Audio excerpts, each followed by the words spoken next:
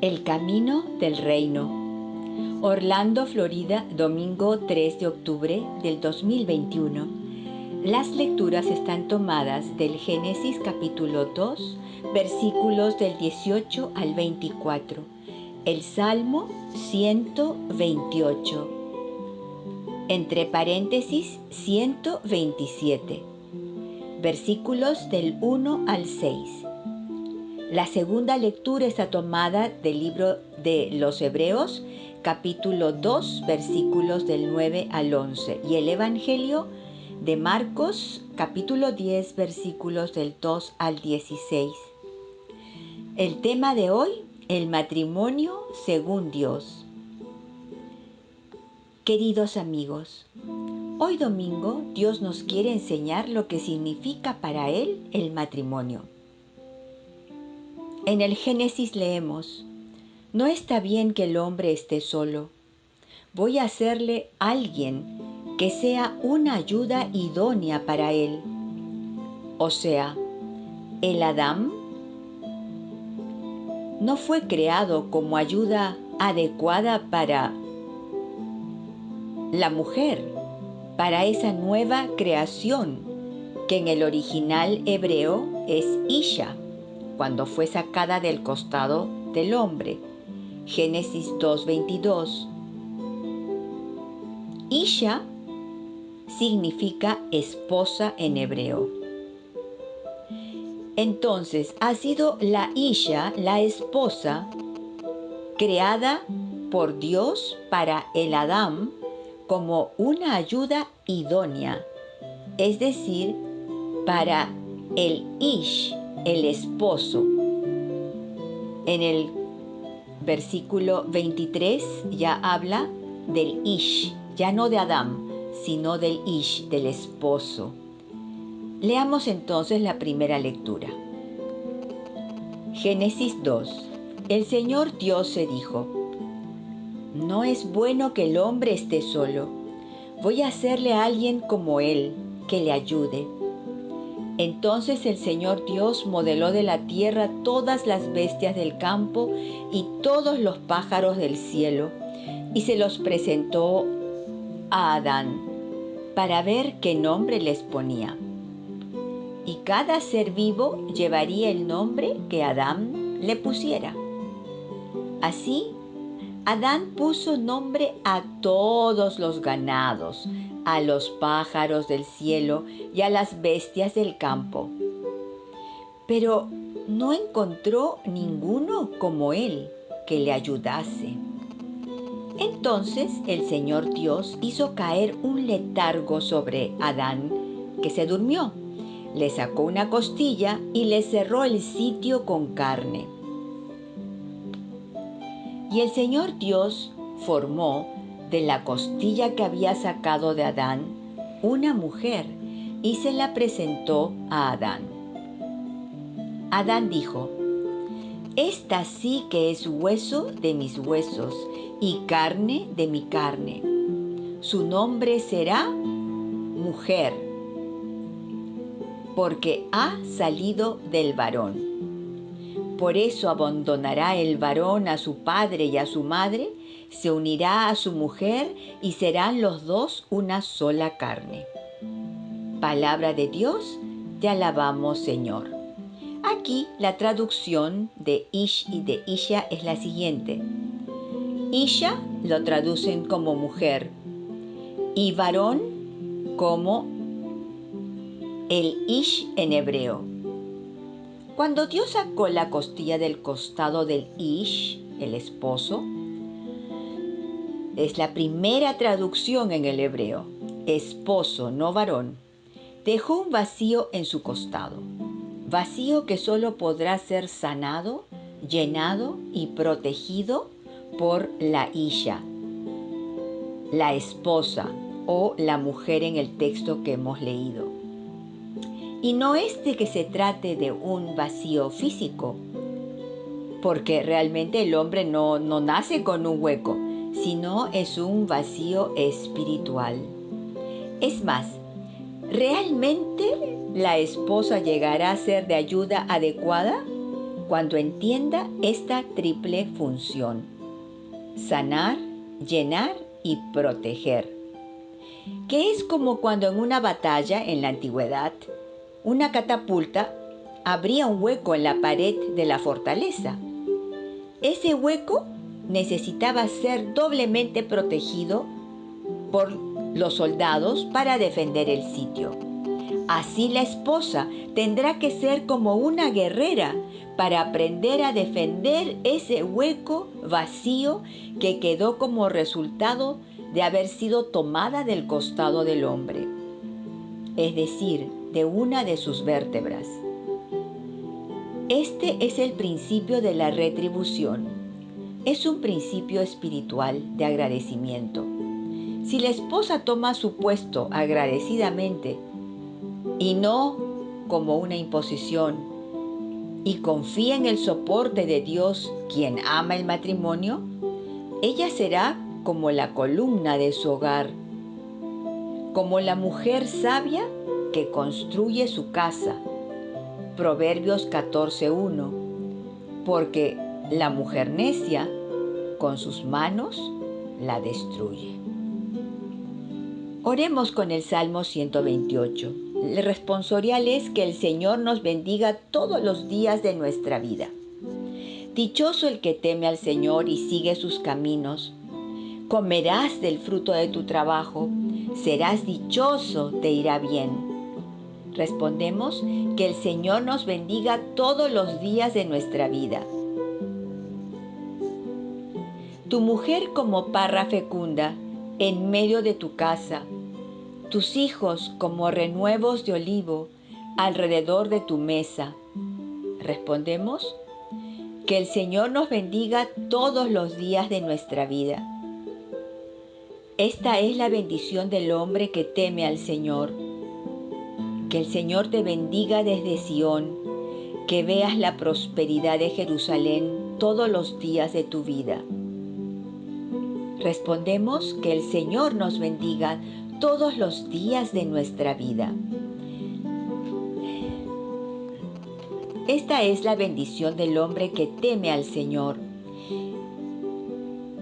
Verás a los hijos de tus hijos, paz a Israel. Respondemos que el Señor nos bendiga todos los días de nuestra vida. Oremos. Padre, tu palabra en el Salmo dice: dichoso el que teme al Señor y sigue sus caminos, pues verá la prosperidad de su ciudad, y verá a los hijos de sus hijos, y gozará su país de paz. Padre, arranca de nosotros este terco corazón, y concédenos el don del temor de Dios. Amén.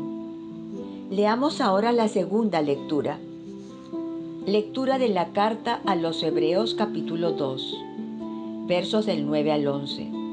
Hermanos, al que Dios había hecho un poco inferior a los ángeles, a Jesús, lo vemos ahora coronado de gloria y honor por su pasión y muerte, pues por la gracia de Dios gustó la muerte por todos.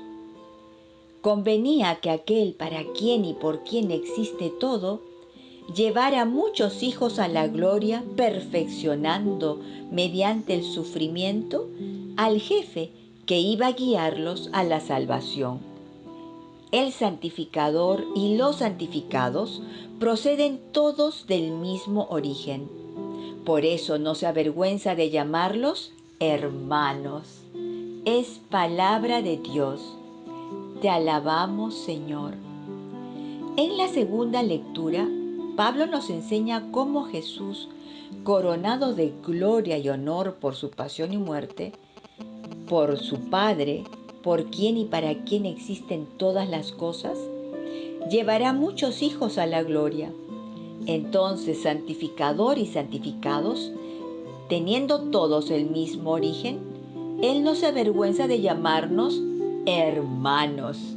¡Qué maravilla! Somos hermanos de Cristo, hijos de Dios. Juan 1:12. Aleluya. Vamos ahora a leer el Evangelio. Lectura del Santo Evangelio según San Marcos, capítulo 10, versículos del 2 al 16.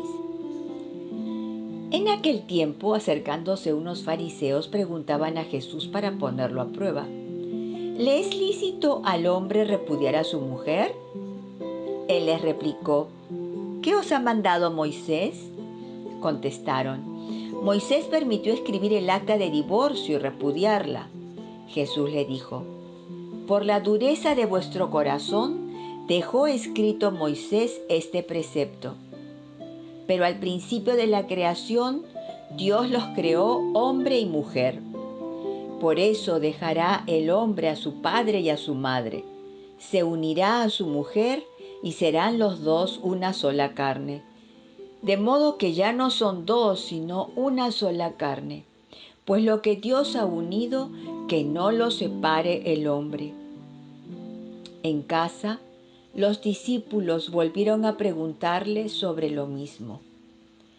Él les dijo: Si uno repudia a su mujer y se casa con otra, comete adulterio contra la primera. Y si ella repudia a su marido y se casa con otro, comete adulterio. Acercaban a Jesús niños para que los tocara, pero los discípulos los regañaban. Al verlo, Jesús se enfadó y les dijo: Dejad que los niños se acerquen a mí, no se lo impidáis, pues de los que son como ellos es el reino de Dios. En verdad os digo que quien no reciba el reino de Dios como un niño, no entrará en él.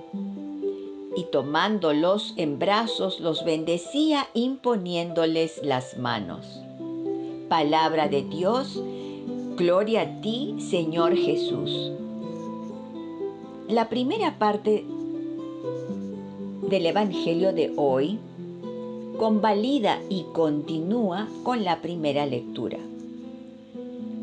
Pasaron cientos de años hasta que apareció Moisés y el doloroso tema del divorcio.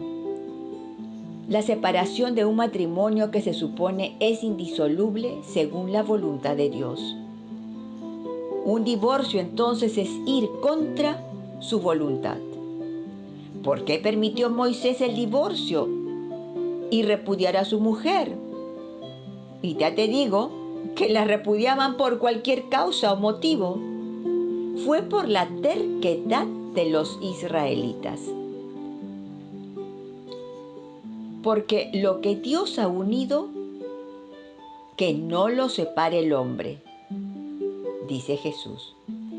Es más, la esposa podía ser repudiada por haber engordado o haber quemado la comida.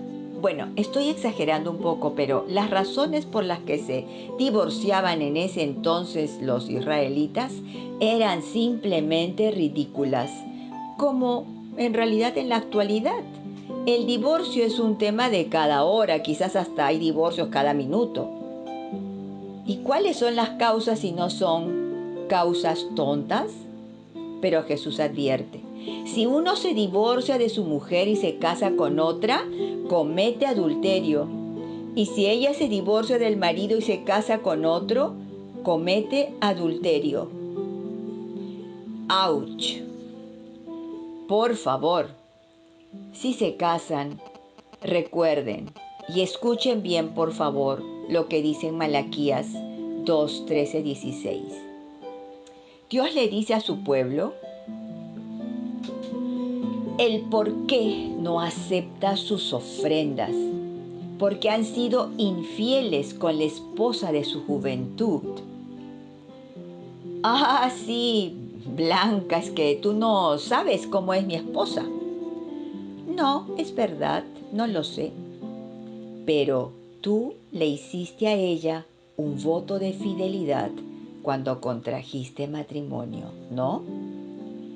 En 1 Corintios 7:10 dice que es la orden de Dios que la mujer no se separe del marido y que tampoco el marido se divorcie de su mujer. El verso 15 solo hace una excepción, cuando es un matrimonio entre un creyente y un no creyente. En Efesios 5, verso 21 en adelante, se dictan las normas de conducta dentro de un matrimonio saludable. Los maridos deben amar a sus esposas como Cristo amó a su iglesia y se entregó a sí mismo por ella para consagrarla a Dios. En resumen, que cada uno ame a su mujer como se ama a sí mismo y que la mujer respete a su marido. Blanca Foster, Ministerio Yo Amo la Biblia.